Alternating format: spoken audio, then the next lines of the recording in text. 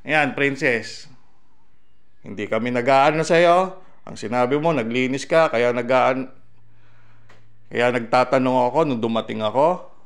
Kung naglinis ka, paano yan? Ang sabi mo, saan ka naglinis? Hagdanan, first floor. First floor pa hanggang hagdanan kalahati. So, hindi first floor yun, hagdanan lang. Naintindihan? Oh, hindi to ano pero still, malalaman mo. Oh, yung alikabok. Oh, syempre, naglinis ka, baba ang alikabok, pero still, yun ang gagawin mo lang na alam mo.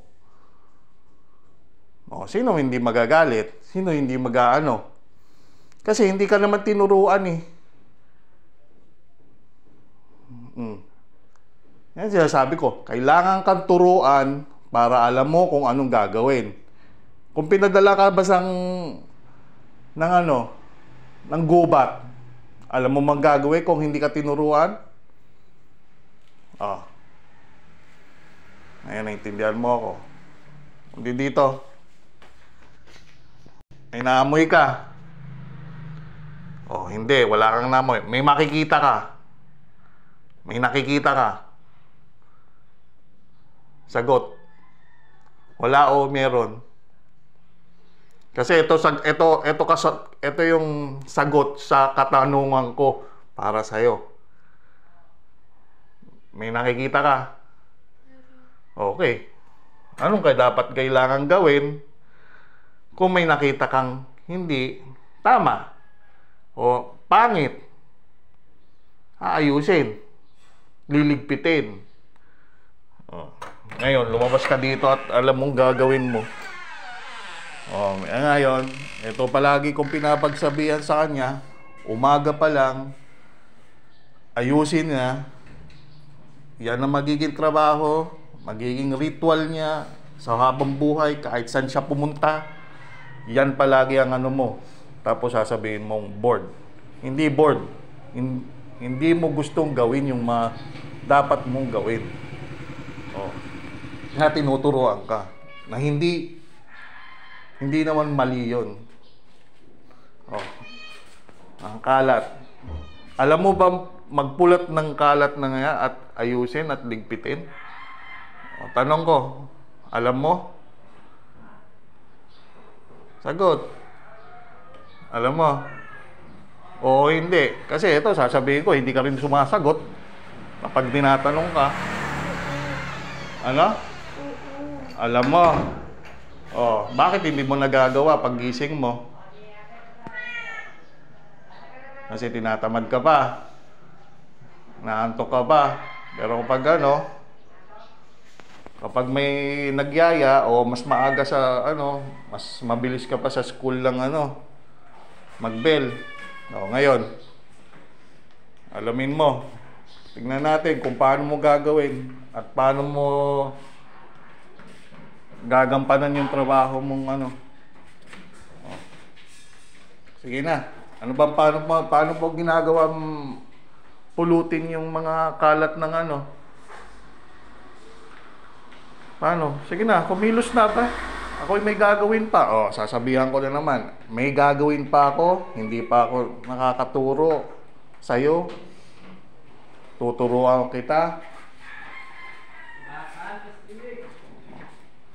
Anong gagawin mo? Paano mo gagawin? Pag nakikita mo ko, talagang pinapabayaan mo lang akong maglinis talaga. O, una pa lang dyan, anong gagawin mo?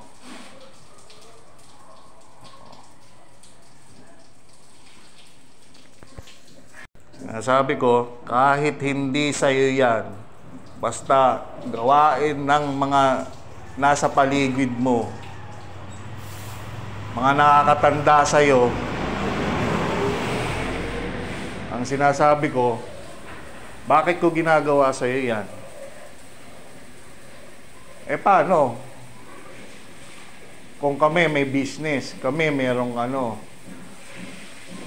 may nasikaso, ito pagkakakitaan. Hindi mo pag-aaralan. Oh.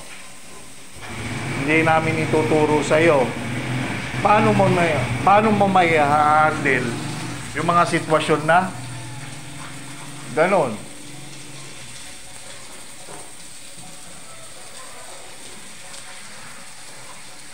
Oh. Di ba ang tagal?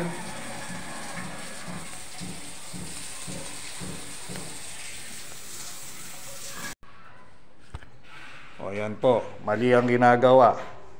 Natuturuan ko, hindi siya interesadong magano. Kunin mo yung plastic na yan. Yan ang pinaganohan ko. O. Ngayon, pagdampot, ganunin mo. Ito part ng mga hindi natuturuan sa school.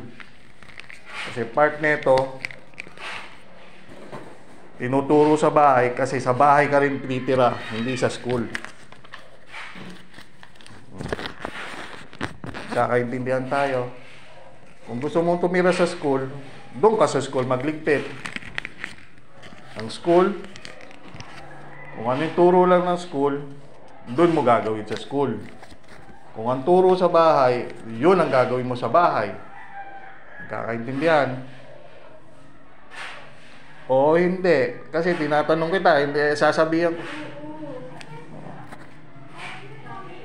Oh, ito.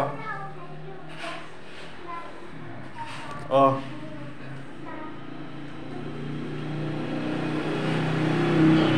Oh, damputin mong paganyan yan. Alam mo kung paano.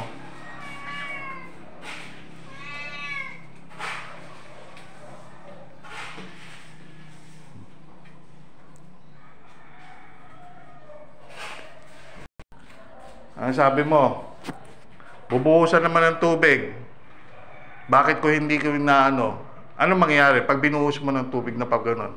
Saan pupunta? Sa labas pa rin naman. Oh, sa labas. Anong mangyayari kapag naano sa labas? Sino magliligpit nun? Ako. Tama yon, pero the sense na kung bakit hindi ko pinapagawa yon, mas mabilis kung damputin mo na yon, lagay mo sa plastic. Ngayon, yung tubig na panlilinis mo ng sahig, hindi na ganun kadami doon.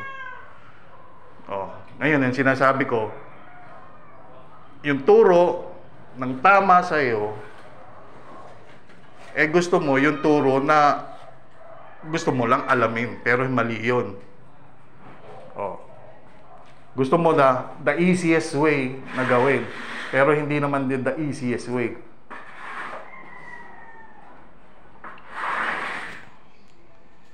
Huwag ka magdadabog at huwag ka mag-aano kasi tinaano kita, tinuturuan kita. Hindi naman ako nagdadabog. Hindi nga, sinasabi ko. Ba ako nagdadabog? Hindi ka nga nagdadabog, pero sinasabi ko as soon as possible na huwag ka magdadabog kapag sinasabi kong ganon.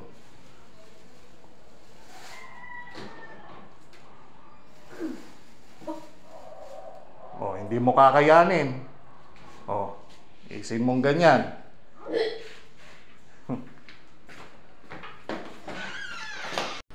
Ah. Bakit ko nagagawang damputin yon? Tubig na nga na. Princess, ang sinasabi ko, hindi nga po pwedeng tubig. Ang tubig pinakahuli. Damputin mo muna bago ko sabihin kung bakit na ano. Hindi ganun yon. Ano kasi? Gaano ka ba? Papaliwanag o nagko-complain?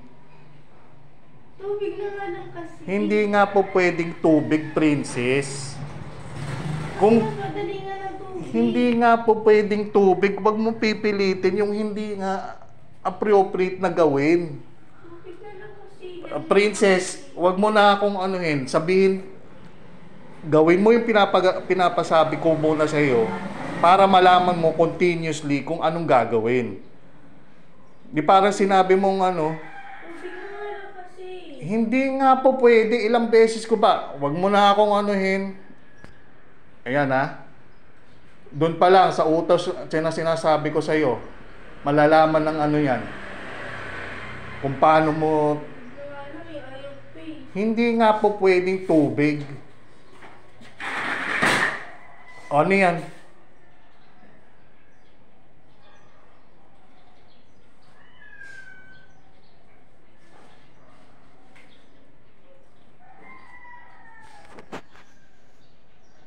Ganyan ba talaga magano?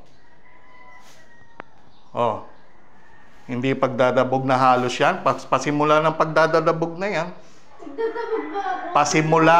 Pasimula. Hindi naman eh. O sige, go. Go na. O sa susunod, yun. Damputin mo naman yun. O. O.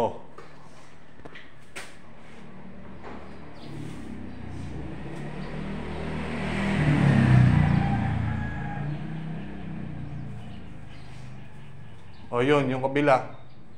Damputin na agad yun. Alam mo na, mas mabilis. Ano na lang? Wala nga dustpan. Ito, dustpan loob. Nasira na yung dustpan. Anong pinagkaiba ng sandok na sa dustpan? Eh, ganun rin yun. Kung wala namang dustpan, magbibili ng dustpan. Eh, kung wala, parang sinabi mo, wala tayong pera, magpapabili ka. Oh, sige na.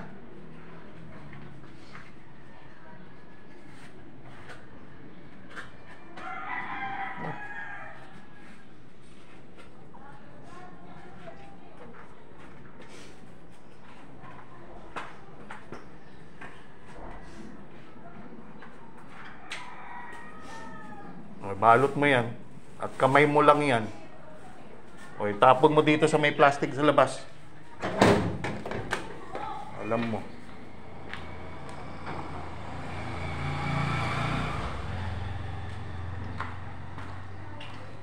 O, susunod mong gagawin. Alam mo.